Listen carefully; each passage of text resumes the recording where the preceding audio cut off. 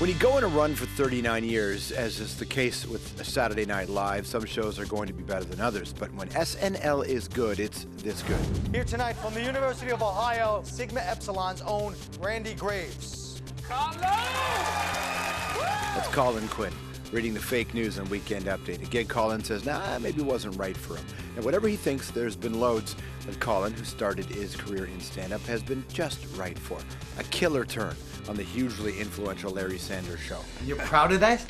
Well, I don't know if proud's the word, but you know. A guest slot on the hit HBO show Girls. Is this the same girlfriend that carries that purse that's shaped like a croissant? Filmed on the same Brooklyn streets where Colin was raised.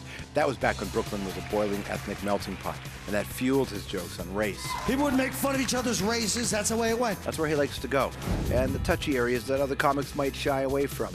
He did it on his controversial TV show Tough Crowd with Colin Quinn. The fact is being white is awesome. It's so great. It's not! No! Wait a minute! And his one-man stage show Colin Quinn Unconstitutional, in which Colin has a little fun at the expense of the president. Please welcome to the program, Colin Quinn.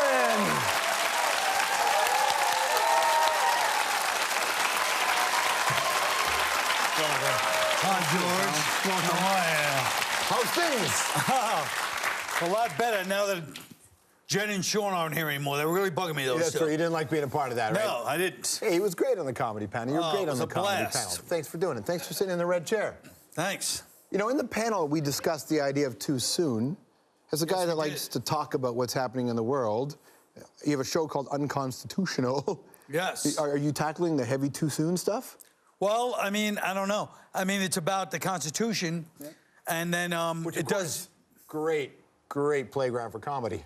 Thank you. Well, it was a boring subject to me. That's why I decided to do it. Yeah. Because I was like, I want to find out why everybody always says the founding fathers are geniuses. I never saw it myself, you know. And then when I read it and then I started really getting into it, I was like, okay, I get it now. Let's play a clip of one of your routines. This deals with whoa. the president. It deals with the president. It's a hatchet job. It's the president of the United States of America. All right. Half black and half white, and people felt good about themselves. My president said, and he's good looking, which always, people like a good looking person in job. And he's half black, half white. And he really is half black and half white. He can be Barack sometimes, if you've seen him. He can be Barry sometimes. He'll play basketball, but then he'll play golf.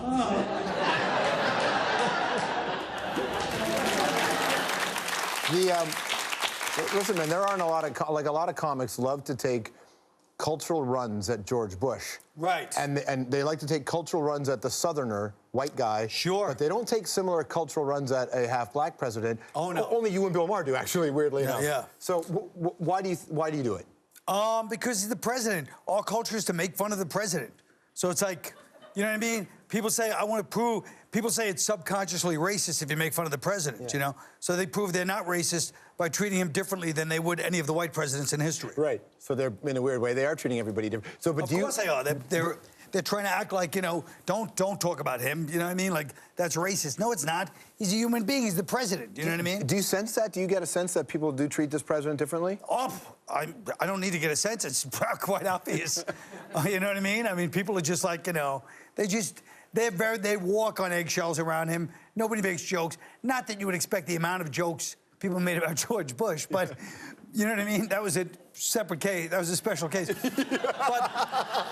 But once in a while, like I said, the biggest joke people make about the president for his first term was, hey, you hear the joke about President Obama? What? Joe Biden's Whoa. Ooh, that was a close call. Right, because no one wanted to do it, right? Because he's black, you know? Right. You went to the same school that Spike Lee went to, right? He went to the same high school as me. Yeah. The funny thing is, if you go through his yearbook, he's not in it, and so... I'm not in mine. No, you aren't. So I called the high school to go, why aren't you in the yearbook? They said he was camera shy. And I thought, how many guys are too camera shy for a yearbook photo? Yeah, I wasn't camera shy. Yeah, what happened? I was, well, first of all, I graduated late. That's what it is. And also, I probably missed a few days. I was not the best. I was like one of those burnouts in high school, you know? They were defending your honor. They really were. I'm glad they said I was camera shy. Yeah. That doesn't sound very macho either, though. Can't they say, he got stabbed and he was in hospital or something? I hear comics always say a comic's #1 responsibility is just to be funny, and that's true. True. But a certain kind of comic also has a bigger responsibility. Guys like Carlin and Richard Pryor, and even Bill Cosby, the work that he did. That's right. Yeah. There's more to it. Like, do you ever feel like I have a responsibility in that respect? I mean, I want to do comedy like that. Like, I like talking about definitely. But I'm saying I don't think all comedians have to be like. I feel like if you advertise yourself as a comedian, you better be funny first. Because I don't want anybody being those frauds that come out and go, hey, like we're talking about freaking out the audience. Well, I had the audience going crazy. They can't handle my truth. And it's like, but you're not funny, so you're not a comedian. If you want to advertise yourself as a philosopher, that's one thing. But if you're a comedian, you have to be getting laughs too. Like, that's part of the job description. And people are paying. So it's a combination, If you're on Weekend Update now, would you be going after Biebs? Bieber? Yeah. No, I love Bieber. Yeah. He's like one of those little, like, like the Kid Kings. Mm-hmm. Like a little, like those 15-year-old kings from, like, the Middle Ages. It was like... Anthropology, toughest crowd you ever faced? One time I had to do a show USO in Iraq at, like, 2 in the morning. Because a flight got delayed because they were bombing right next to the base, so the troops didn't get in until 2 in the morning. Right. Were they in the mood? Yeah, surprisingly they were. I felt so bad because you're looking at them, they're 19. Yeah. And they're up and they got to get up in 3 hours. But then I felt like, they have to get up at they're 19. I used to get up at 3 hours at 19. Do you remember your first movie? I think it was 3 Men and a Baby. It was 3 Men and a Baby. And we had a big scene with Tom Selleck. Right. But I was so I was like paranoid. Are you more of a Selleck, Danson, or Gutenberg kind of guy? Well, Selleck until we had a little conflict. And Tom Selleck's a big, this bastard's like a giant shit. He's big. What kind of conflict? Well, he goes to me, it's like my first movie. I'm all excited to be there. And then he goes, hey, let's run the lines in my trailer. So I just got a little paranoid. I was like, what's he want to run the lines in my trailer for, I was a little parochial, provincial guy. You afraid to go in a trailer with another guy with a mustache? Yeah. Is that what you're saying? Yes. Well, you've grown since then, I hope. So I didn't show up. I said, he's not going to remember. He's Tom Selleck. He does a million of these. So then we get to the scene. He goes, hey, why didn't you show up? I told you to rehearse. I was like, yeah, I just made up some nonsense excuse. Like, How'd the scene go? It went, I was mediocre in it when I look back. What a pleasure, man. Oh, thanks, George. Thank you so much. Colin Quinn, everybody. We'll be right back.